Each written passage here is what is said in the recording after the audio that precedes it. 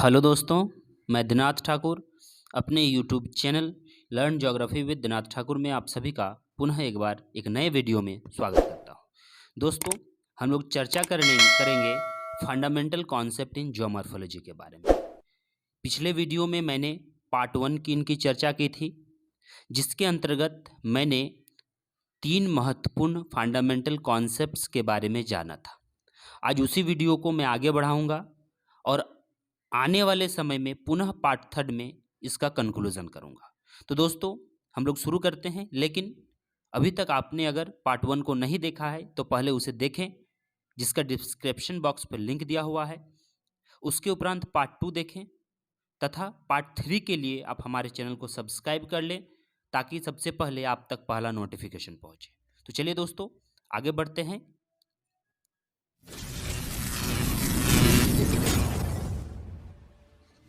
दोस्तों, सबसे पहले मैं आप लोगों को एक कन्फ्यूज़न को क्लियर करवाना चाहता हूं कि जियोमॉर्फोलॉजी के पिता कौन है। जब अल्बर्ट पेंक और विलियम मॉरिस डेविस का तुलना किया जाता है तो उस बीच में कहीं ना कहीं विलियम मॉरिस डेविस ज़्यादा कारगर होते हैं, और अमेरिकन जियोमॉर्फोलॉजी में विलियम मॉरिस डेविस का योगदान भी काफ़ी अधिक है।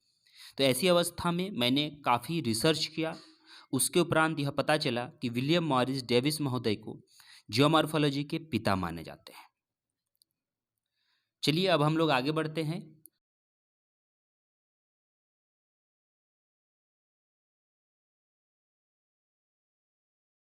कॉन्सेप्ट्स। भू आकृति की प्रक्रम की संकल्पना। भू आकृति की प्रक्रम की संकल्पना यानी कि geomorphic process, concepts of geomorphic process. यहाँ ध्यान दीजिएगा कि ये जो प्रोसेस है, इस प्रोसेस के बारे में कहीं ना कहीं थार्नबरी महोदय ने काफ़ी अच्छा स्टेटमेंट बताया है। उन्होंने कहा है कि भू आकृति प्रक्रम स्थल रूपों पर अपनी छाप छोड़ती है तथा प्रत्येक भूआकृति प्रक्रम स्वयं का स्थल खंडों का विशिष्ट समुदाय विकसित करता है। यानी कि जितने भी भूआकृति की प्रक्रम हैं, चाहे वो हम निम्नीकरण की बात करें, डिग्रेडेशन की बात करें, चाहे हम अनाच्छादन की बात करें, अपर्दन की बात करें, वेदरिंग की बात करें, मास मूवमेंट की बात करें, इन सभी में कहीं ना कहीं कुछ स्थल रूपों का एक विशिष्ट समुदाय विकसित करता है और स्थल रूपों पर अपनी छाप छोड़ती है। यहाँ पर दो चीज़ पर काफ़ी महत्वपूर्ण ध्यान देना है। क्या दो चीज़ों पर यहाँ पर ध्यान देना है? पहली चीज़ ये है कि हमारा भू आकृति की प्रक्रम यानी प्रक्रिया, पहली चीज़ भू आकृति की प्रक्रिया पर ध्यान देना है, और दूसरी चीज़ इन भू आकृति की प्रक्रिया को प्रभावित करने वाले कारक। ये दो काफ़ी महत्वपूर्ण चीज़ है भू आकृति की प्रक्रम की संकल्पना में। ये दो चीज़ पर ध्यान देना है। जैसे कि भौआकृतिकी या जियोमॉर्फिक प्रोसेस हम किसे कहते हैं, तो जियोमॉर्फिक प्रोसेस उस भौतिक और रासायनिक परिवर्तन को कहेंगे, ध्यान दीजिए, उस फिजिकल और केमिकल चेंजमेंट को कहेंगे जिससे धारातलीय सतह प्रभावित होती है, जिससे हमारा धारातलीय सतह प्रभावित होती है यानी भूक्रस्ट प्रभावित होती है। जबकि फैक्टर यानी कि जियोमॉर्फिक जो फैक्टर है वो क्या हमारा है, प्रभावित करने वाले कारक क्या है, तो कहेंगे वह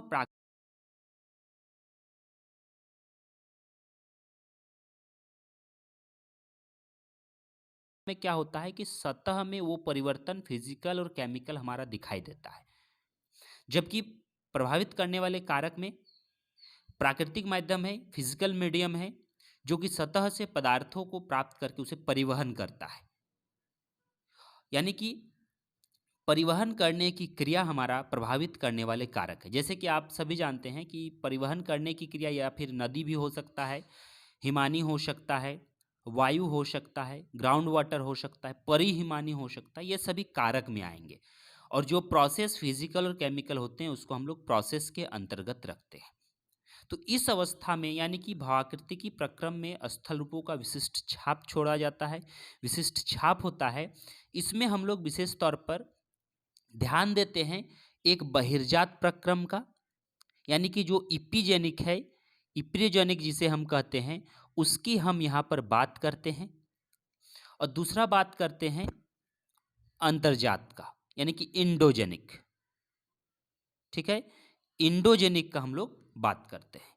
इन दो प्रोसेस दो प्रोसेस के माध्यम से हमारा संपूर्ण भूआकृतिकी प्रक्रम निर्भर होता है और उसी के आधार पर हमारा संपूर्ण क्रियाकलाप, चाहे हम बात करें उत्पाटन की क्रिया, अपक्षारण की क्रिया, या फिर हम बात करें अपघर्षण की क्रिया या सन्निघर्षण, जिसको हम लोग अपर्दन प्रोसेस में पढ़ते हैं, या फिर आप परिहिमानी के माध्यम से देखते हैं जो तुषार अपक्षय होता है जिसे हम काजेली फ्रैक्शन कहते हैं, कांजेली फ्रैक्शन। और एक होता है आपका मृदा सर्पण, मिट्टी का बहाव होता है जिसे कांजेली फ्लैक्शन कहते हैं। तो ये भी दो चीज काफी इंपॉर्टेंट है, यानी इस कॉन्सेप्ट्स के अंतर्गत इन सभी चीजों का हमारा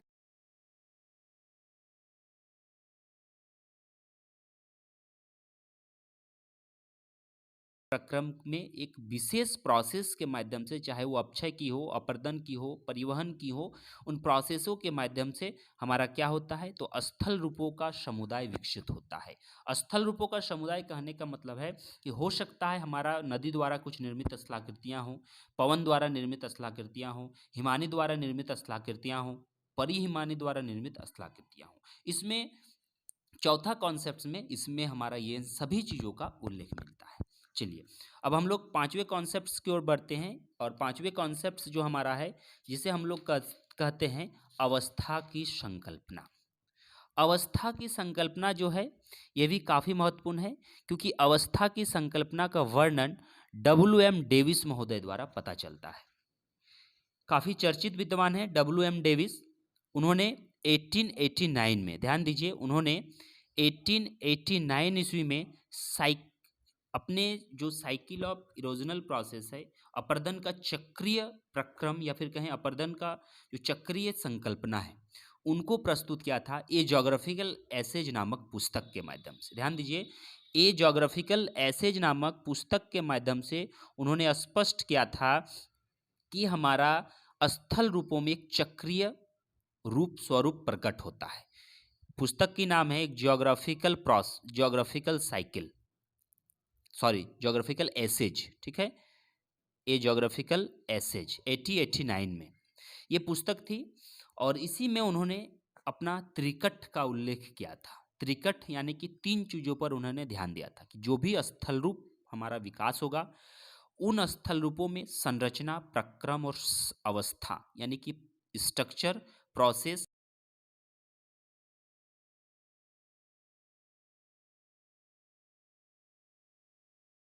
था, प्रक्रम, प्रोसेस, और तीसरा में आता है हमारा स्टेज।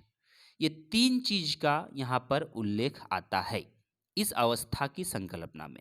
इसमें क्या कहा गया है, इसके स्टेटमेंट को थोड़ा सा हम लोग पढ़ लेते हैं, थोड़ा सा जान लेते हैं कि अवस्था के संकल्पना में कहा जा रहा है, जैसे ही भूतल पर विभिन्न अपरदनात्मक कारक कार्यरत होता है, क्रमिक स्थल रूप जिनकी विकास की क्रमिक अवस्थाओं में विशिष्टता यानी विशेषताएं दिखाई देती है। अथवा हम कह सकते हैं, जैसे ही भूतल पर विभिन्न प्रकार के अपरदनात्मक कारक कार्यरत होने लगती हैं, वैसे ही स्थल रूपों में क्रमिक अवस्थाओं का निर्माण होता है। यानी कि जैसे जैसे एक उत्थान की प्रक्रिया प्रारंभ होती है, उत्थान की प्रक्रिया के साथ साथ चलता है हमारा अपरदन भी। यानी कि डेविस ने जहाँ कहा था कि उत्थान पहले होगा और उसमें इरोजन बाद में होगा, जबकि उसके विपरीत पैंक ने कहा था नहीं, दोनों साथ साथ में होगा। तो जबकि दोनों साथ साथ में ही हमें प्रकृति समय नहीं देती है कि आप पहले उत्थान कीजिए उसके बाद हम अपरदन करेंगे, लेकिन ये दोनों एक साथ चलने वाली प्रक्रिया है। डेविस ने अपने त्रिकट की व्याख्या की है। त्रिकट की व्याख्या की है कहने का मतलब है संरचना, प्रक्रम और समय का।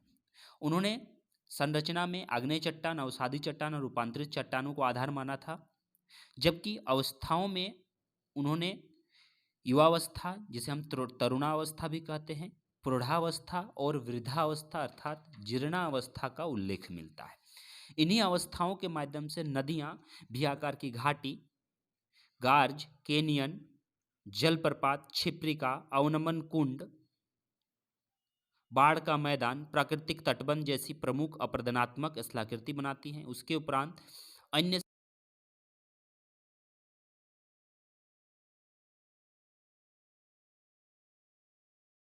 अवस्था की संकल्पना में ये काफ़ी महत्वपूर्ण है विलियम मॉरिस डेविस का सिद्धांत। आगे इसका स्टेटमेंट थोड़ा सा जान लेते हैं की अवस्था की संकल्पना में डब्ल्यू.एम. डेविस ने अपनी सिद्धांत सामान्य अपर्दन चक्र की अवस्था की संकल्पना का उल्लेख किया है। उसके बाद आज का हमारा तीसरा और महत्वपूर्ण कॉन्सेप्ट है। इसमें कुल 9 कॉन्सेप्ट हम लोग देखते हैं। इस संकल्पना में कुल 9 कॉन्सेप्ट्स देखते हैं। तो 9 कॉन्सेप्ट्स में हमने 3 कॉन्सेप्ट पहले वीडियो में, 3 कॉन्सेप्ट्स अभी हमने अभी चर्चा कर रहे हैं और बाकी 3 कॉन्सेप्ट्स आने वाले वीडियो में मिलेंगे। तो इसके लिए आप हमारे साथ बने रहें और हमारे चैनल को लाइक कर दें, वीडियो को लाइक कर दें, चैनल को सब्सक्राइब कर दें, साथ ही बेल आइकन को दबा दें और कमेंट करके हमें बताएं कि कैसे आपको हम वीडियो प्रदान कर पा रहे हैं।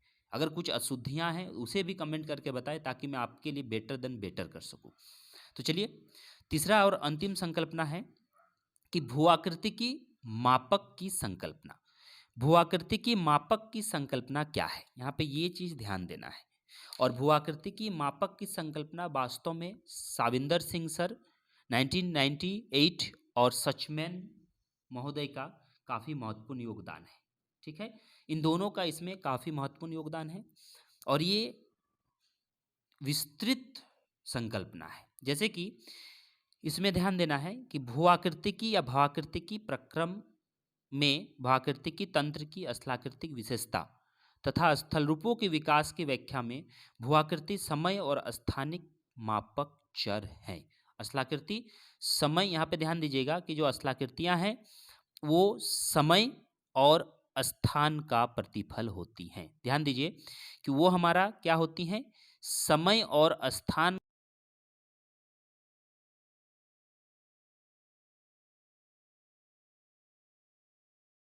यानी किसी भी भूआकृतिकी क्षेत्र में, ज्योमॉर्फिक क्षेत्र में वर्तमान समय से विगत काल में अगर हम समकालीन प्रक्रम स्थल रूपों को देखें तो काफ़ी अंतर संबंध वहाँ पर दिखाई देता है, यानी समय और स्थान के आधार पर। इसी आधार पर कहा जाता है कि जो हमारा भूआकृतिकी मापक है उसका मेजरमेंट जो होता है वो 2 प्रकार से होता है। पहला होता है समय के आधार पर, पहला मेजरमेंट होता है समय के आधार पर, और दूसरा मेजरमेंट होता है आपका स्थान के आधार पर। पहला समय और दूसरा स्थान के आधार पर। इन दोनों के आधार पर स्थलाकृति का मेजरमेंट किया जाता है। समय की जो अगर हम चर्चा करें तो समय कहीं ना कहीं वृहद काल हो सकता है, मैक्रो टेम्पोरल स्केल के माध्यम से उसको देख सकते हैं, जिसमें मेगा भूआकृति का अध्ययन होता है, बड़ा भूआकृति का अध्ययन होता है। मध्यम के स्तर पर हम देख सकते हैं मेसो टेम्पोरल स्केल के आधार पर, जो कई हजार वर्षों में निर्मित भूआकृतियों का अध्ययन होता है। सूक्ष्म यानी माइक्रो टेम्पोरल स्केल को देखेंगे तो सैकड़ों वर्ष, 10,000 वर्ष, 100 साल, इस तरह करके उसको हम देखते हैं।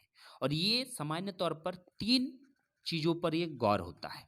पहला क्या है, एक चक्रीय समय है, ध्यान दीजिएगा, एक चक्रीय समय है, एक प्रवणित समय है, ग्रेडेड।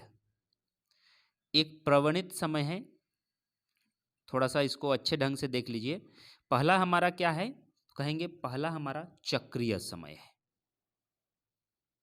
दूसरा हमारा है प्रवणित समय,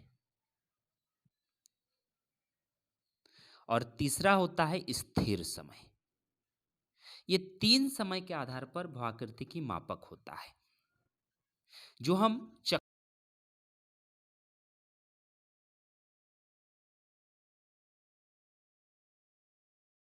हजारों वर्षों का होता है, हजारों वर्षों तक ये गतिशील होता है, उसके हिसाब से ये चलता है। और इंस्टेंट यानी कि स्थिर जो हमारा होता है ये सूक्ष्मकालिक होता है, कम समय के लिए होता है। तो इस तरह करके इसको हम लोग देखते हैं, इसको अध्ययन करते हैं। तो ये तीनों संकल्पना आज मैंने व्याख्या किया और आने वाले वीडियो में व्याख्या करूंगा आगे का जो 3 संकल्पना है। भूआकृतिकी समीकरण एक महत्वपूर्ण है, एक महत्वपूर्ण है स्थल रूप प्रकार की, और अंतिम है स्थलाकृतिक इतिहास। इन तीनों की व्याख्या हमारे अगले वीडियो में मिल जाएंगे। तो दोस्तों, कैसा लगा आपको ये वीडियो, कमेंट करके बताएं। साथ ही ये भी मुझे बताएं कि इसी तरह के वीडियो पाने के लिए किस टॉपिक पर मैं आप लोगों की सहायता कर सकता हूँ।